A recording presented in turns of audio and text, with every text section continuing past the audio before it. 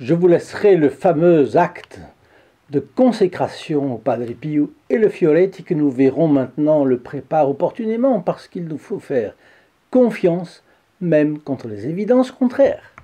Imaginez par exemple qu'un religieux de l'après-guerre n'utilise pas de parfum, mais il remarque chaque fois qu'il entre dans sa chambre l'odeur d'un parfum. N'est-ce pas désagréable? Que pense-t-il? Quelqu'un entre dans ma chambre à mon insu. Quelqu'un qui a ma clé ou un moyen de la remplacer. C'est déjà désagréable. Mais il y a aussi quelque chose. Quelqu'un qui laisse un parfum derrière lui. Qui cela peut-il être sinon une femme? Qu'est-ce que c'est que cette histoire?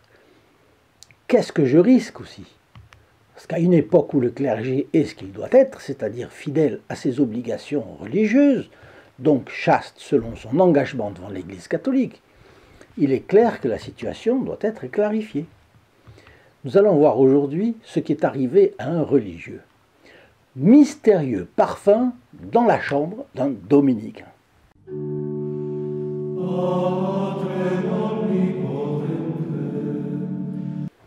Chers amis fidèles du Padre Pio, bonjour. Je vous rappelle que notre chaîne vient de publier un merveilleux petit ouvrage, recueil de prières et méditations du Padre Pio, illustré, pratique, susceptible d'entrer aisément dans le sac d'une dame ou une veste d'homme.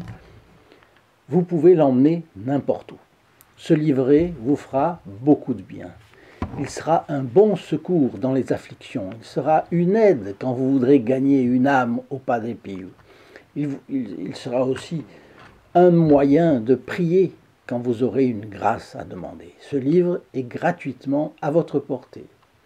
Il vous suffit de téléphoner au 08 36 08 47 de 8h30 à 12h30 et de 13h30 à 19h, samedi de 9h à midi, et vous n'aurez à payer ni le livret, ni le transport jusque chez vous, et la communication téléphonique pour le commander sera seulement le prix d'un appel local si vous habitez en France ou dans les dom-toms. En tombant sur une ligne occupée, beaucoup auraient tendance à se décourager. Ne vous en faites pas, laissez vos coordonnées et nous vous rappellerons. Nous avons peu de lignes, elles sont assaillies par les demandes, en particulier de recueils de prières, donc n'hésitez pas à les demander, vous savez que nos stocks ne sont pas illimités et que les moyens manquent beaucoup à notre chaîne, vraiment. Et nous faisons tout ce que nous pouvons. Alors, nous sommes en 1956. Le père Denis Auvray est un prêtre français de l'ordre de Saint-Dominique. Il rend visite au Padre Pio à San Giovanni Rotondo. Et là, il séjourne dans ce qu'on appelle aujourd'hui un appart-hôtel, si vous voulez.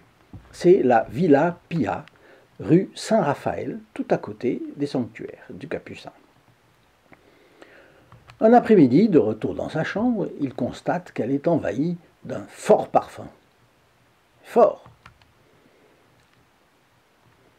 Mais cela se reproduit plusieurs fois. Alors il en parle à l'un des employés de l'hôtel, Luigi. Il est soucieux et il lui a fait part de sa plainte. En mon absence, quelqu'un entre dans ma chambre à la dérobée. Et cela me contrarie beaucoup.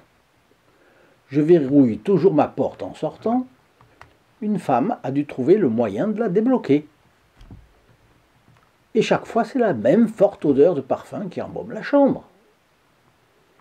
Et il faut savoir qu'à l'époque, en 1956, le parfum est un produit de luxe, surtout utilisé par des femmes de la haute société. Pour prouver que ses soupçons ne sont pas imaginaires, il se fait suivre jusque dans sa chambre par Luigi.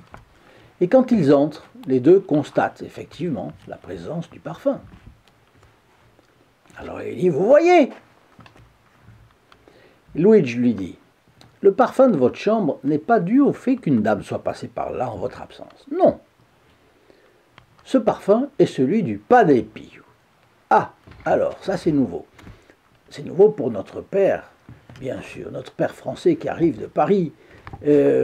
En fait, Luigi a l'habitude, visiblement. Et il connaît l'histoire.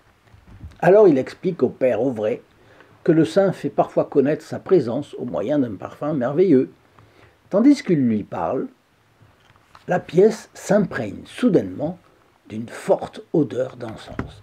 Alors ça, c'est fort. Voyez, dit Luigi, maintenant nous sentons le parfum de l'encens. Alors, c'est l'heure à laquelle le Padre Pio est ici à l'église en train de célébrer la bénédiction du Saint-Sacrement. Vous voyez bien que ce n'est pas une dame qui est passée dans votre chambre. Et ce parfum est resté dans la chambre du Père Ouvray tout au long des 15 jours qu'il a passé à San Giovanni Rotondo. Donc j'insiste auprès de vous, si vous voulez commander ce petit livret, c'est gratuit, vous avez les coordonnées, vous téléphonez et vous l'aurez dans quelques jours. Maintenant, je vous laisse l'acte de consécration au Padre Pio. Ô glorieux Saint Pio de Pietrelcina, vous saint de ce nouveau millénaire, vous qui êtes mon ami, consolateur de mon âme, mon secours, pécheur que je suis, vous qui par vos souffrances comprenez bien toutes mes peines, je vous confie mes requêtes pour moi et tous ceux qui me sont chers. Je vous confie mon esprit afin que je puisse supporter les tribulations que je porte dans mon cœur. Je vous supplie de présenter mon âme à Notre-Dame des Grâces pour qu'elle m'obtienne de son Fils le salut éternel. Je vous confie ma demande d'intercession pour obtenir de la bonté divine la grâce, et là il convient de l'exprimer, que je désire ardemment. Prenez-moi sous votre protection, défendez-moi contre les pièges du démon et surtout, intercédez auprès du Très-Haut pour que j'obtienne le pardon de mes péchés et que je persévère dans le droit chemin. Et là, il convient de dire 3 fois gloire au Père, au Fils et au Saint-Esprit, comme il était au commencement, maintenant et toujours dans les siècles des siècles, 3 fois. Donc.